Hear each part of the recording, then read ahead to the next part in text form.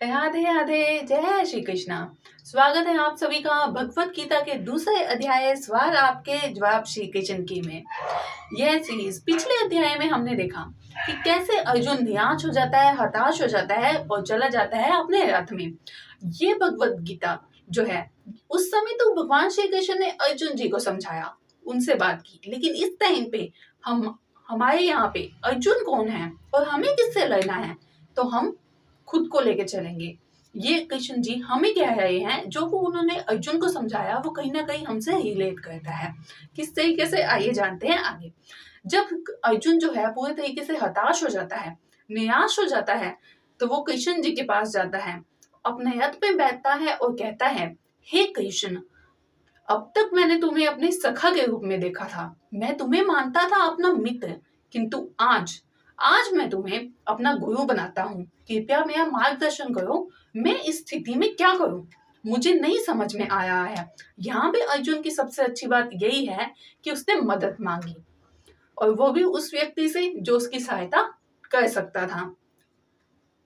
दूसरी तरफ हम देखेंगे जो दुर्योधन है, वो भी जाता है अपने गुरु के पास। ऐसा नहीं है कि वो नहीं जाता या मदद नहीं मांगता, लेकिन वो जाता है, लेकिन मदद के लिए नहीं, अपने अहंकार के वश में जाता है और कहता है, देखो गुरुदेव, देखिए गुरुदेव, देखिए सामने की सेना में, देखिए कौन है सामने की सेना में? धृष्टद्युम्न, द्रुपद का पुत्र, जो जिसे आपने ही तैयार किया था। द्रुपद द्रोणाचार्य का शत्रु था, लेकिन गुरुदेव होने के नाते उन्होंने उसे भी अच्छे से तैयार किया, क्योंकि वो एक गुरु थे, इसलिए। तो यहाँ पे दुर्योधन जो है, अपने गुरु को उसकी गलतियां गिनवाने के लिए जाता है कि जिस व्यक्ति को आपने तैयार किया वो आज आप ही के विरुद्ध जो है षड्यंत्र रच रहा है, आप ही के विरुद्ध जो है जा रहा है, व्यू रचना कर रहा है। यहाँ पे दुर्योधन गुरुदेव से ये नहीं कहता जाकर कि मेरी सहायता कीजिए, मेरा मार्गदर्शन कीजिए, ये नहीं कहता जाकर कि मेरी सहायता कीजिए, मेरा मार्गदर्शन कीजिए, मुझे सामने वाली पार्टी की, यानी कि सामने वाले जो अर्जुन है उन्हीं की है, उनकी जो है कमजोरियां बताइए, मैं उसे कैसे तोड़ सकता हूँ। वो यहाँ क्या कहता है, यहाँ वो अपने अहम में जाता है, उल्टा अपने गुरुदेव की गलतियां गिनवाने के लिए जाता है। दूसरी ओर जहाँ अर्जुन श्री कृष्ण से सहायता मांग रहा होता है, वहीं जो हाल इस समय अर्जुन का है, वही हाल आपका और हमारा भी कई बार होता है। हमें भी नहीं समझ में आता कि इस सिचुएशन में क्या कहें, उसे कैसे हैंडल करें। अर्जुन हताश निराश होकर अपना गांधी फेंक कर कहाँ बैठ गया है रथ पे जाकर, बिल्कुल हताश होकर। नहीं आया उसको समझ कि कैसे कहे और क्या कहे।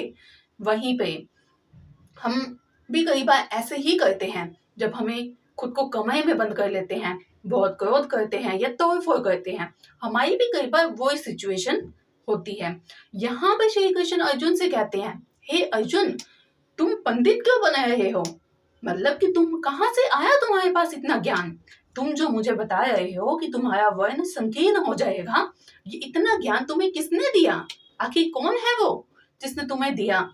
यहाँ पे अर्जुन ये समझाने की कोशिश करते हैं कि जो तू बातें कह रहा है, इतनी जो बातें तू कह रहा है कि अगर तू इनको मारेगा तो तेरी स्त्रियां जो है वर्ण संकीर्ण हो जाएगा, स्त्रियां विधवा हो जाएंगी और वो यहाँ से नहीं आएंगे। इतना जो मोह दिखाया है, ये ज्ञान तेरे पास कहाँ से आया?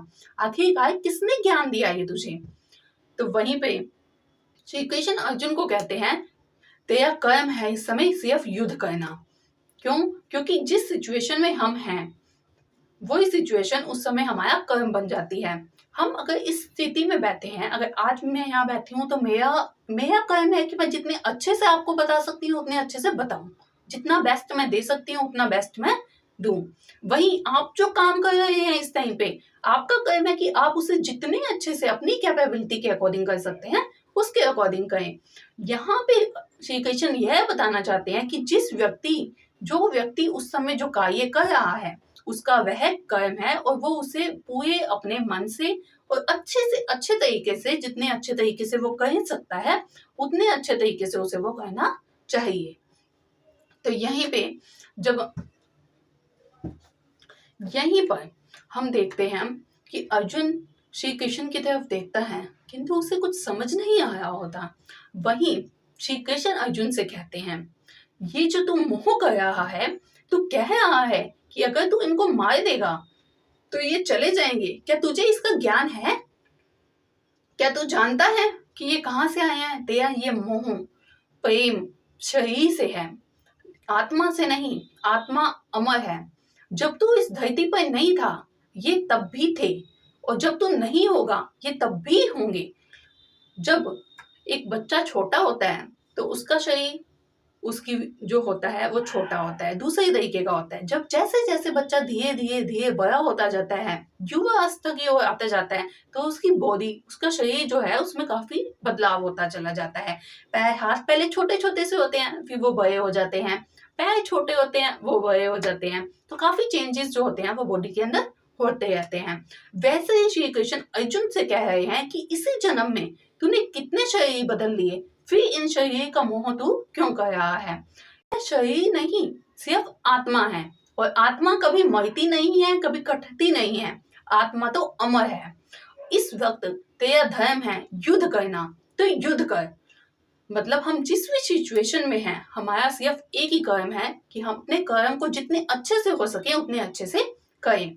यही इस जो है गीता के दूसरे अध्याय का मेन सारांश है। श्री कृष्ण अर्जुन से कहते हैं कि यदि तू युद्ध नहीं करता है और कहता है कि मैं युद्ध क्यों करूं, मुझे किसी चीज का लालच नहीं है, तो ये जान ले आज भूलोक से लेकर स्वर्गलोक तक, स्वर्गलोक से लेकर पाताल लोक तक जहां भी तेरी कीर्ति है वो इसलिए नहीं है कि तूने एक धनुर्धर है, बल्कि इसलिए है कि तूने सर्वश्रेष्ठ अपना बेस्ट दिया है, अपना कर्म जो है वो अपने अच्छे से अच्छे तरीके से किया है, इसलिए जो है तेरी ये ख्याति इतनी है। और अगर आज तू यहाँ से भाग गया तो हर जगह तेरी सिर्फ निंदा ही निंदा होगी। यह कोई उचित कर्म नहीं है। अगर आज तूने मेरी बात नहीं मानी और युद्ध नहीं किया तो तेरे विपक्षी दल भी यह नहीं कहेंगे कि हमें बचाने के लिए वो भागा, बल्कि ये कहेंगे कि अर्जुन कायर है, कायर की वजह से वो यहाँ से भागा। यहाँ भगवान श्री कृष्ण हमें यह समझाना चाहते हैं कि तू अपने आप को साध तो सही, तू अपना सेल्फ डेवलपमेंट कर तो सही, अपने अंदर देख तो सही कि क्या क्या कमियां हैं, उनको इम्प्रूव करने की कोशिश तो कर। यही तेरा जो है सर्वश्रेष्ठ कर्म है। श्री कृष्ण अर्जुन से कहते हैं उठ युद्ध लड़, और यह युद्ध तुझे लड़ना होगा। अगर तुझे लगता है कि तू सन्यासी बन जाएगा, सब कुछ छोड़ छाड़ देगा, तो वह भी तेरे लिए कारगर नहीं है, क्योंकि तू एक क्षत्रिय है और क्षत्रिय का धर्म होता है युद्ध लड़ना, अनुचित के खिलाफ आवाज उठाना। अगर आज तूने अनुचित के विरुद्ध आवाज नहीं उठाई तो कल को भी तू यह कभी नहीं कर पाएगा। और श्री कृष्ण यह जानते थे कि अर्जुन किसी पर अन्याय होता देखकर चुप नहीं बैठ सकते, वो अपनी आवाज जरूर उठाएंगे, और उस समय बहुत ही ज्यादा प्रॉब्लम्स जो है वो आ जाएगी, क्योंकि उस समय कोई अर्जुन की सुनेगा ही नहीं। और श्री कृष्ण अर्जुन से कहते हैं कर्म करना तेरे हाथ में है, फल तेरे हाथ में नहीं है। क्यों? क्योंकि सिर्फ कर्म ही तुम्हारा है, फल मुझे देना है। तू यह युद्ध लड़, अगर तू विजय हुआ तो तुझे धरती का स्वर्ग मिलेगा जो तू भोगेगा, और यदि तू विजय नहीं हुआ तो तुझे स्वर्ग लोक में स्वर्ग की प्राप्ति होगी। किंतु यदि तू युद्ध नहीं लड़ता है तो तुझे न पृथ्वी लोक पर न स्वर्ग लोक में कोई भी मान सम्मान मिलेगा। यहाँ श्री कृष्ण अर्जुन से यह कहते हैं कि तेरा कर्म है, तेरा धर्म है, इस वक्त जो तेरा धर्म है तो वही कर। तेरा धर्म है अपना बेस्ट देना, बेस्ट से बेस्ट देना, बेटर से बेस्ट देना, बेटर से बेस्ट देना हर बार। तेरा धर्म है सिर्फ अपना धर्म निभाना, तेरा कर्म है अपना धर्म निभाना। और तेरा धर्म तुझे क्या कहता है कि जाके युद्ध लड़। खून का धर्म है। खून का क्या धर्म होता है कि वो जिसकी भी बॉडी में जाएगा उसको एनर्जी देगा, उसको जीवन दान देगा। अगर मेरा खून किसी और की बॉडी में जाता है, किसी हिंदू मुस्लिम सिख ईसाई, वो धर्म नहीं देखता कि हाँ भाई इसका हिंदू है, इसका मुस्लिम है, मैं इसकी बॉडी में जाकर काम नहीं करूंगा। उसमें red blood cells, white blood cells होते हैं, तो वो वही काम करते हैं जो उनका धर्म है। अगर हम चीनी का टुकड़ा लेते हैं, छोटे से छोटा चीनी का टुकड़ा भी अगर हम जीभ पे रखते हैं तो वो हमें अपनी पूरी मिठास दे देता है जितनी वो दे सकता है। उसी तरीके से हमें भी अपना बेस्ट से बेस्ट कर्म करना है बिना फल की चिंता किए। इस दूसरे अध्याय में श्री कृष्ण का यही कहना है कि कर्म करो, अपने धर्म को अच्छे से अच्छे तरीके से निभाओ, अपने धर्म को अपना कर्म बना के करो, और बाकी सब कुछ मुझ पर छोड़ दो। अगर तुझे यह लग रहा है कि यह सब तू कर रहा है तो तू गलत सोच रहा है, यह सब मैं कर रहा हूँ, क्योंकि होता वही है जो मैं करवाता हूँ। अब आप देखेंगे कि आगे के अध्याय में अर्जुन के बहुत सारे जो है वो क्वेश्चंस आने वाले हैं कि अगर आप करवाते हैं तो जो लोग बुरे कर्म करते हैं उनका क्या, उनको उनका फल कैसे मिलता है, क्योंकि वो तो आप कराते हैं। तो इसीलिए जो है श्री कृष्ण जो है अगले अध्याय में आपको जवाब देते हुए नजर आएंगे। आपको इस अध्याय में से क्या सीखने को मिला, कमेंट सेक्शन में कमेंट करके जरूर बताइएगा। सवाल आपके, जवाब श्री कृष्ण के सीरीज आपको कैसी लग रही है, जरूर बताइएगा कमेंट सेक्शन में। राधे राधे।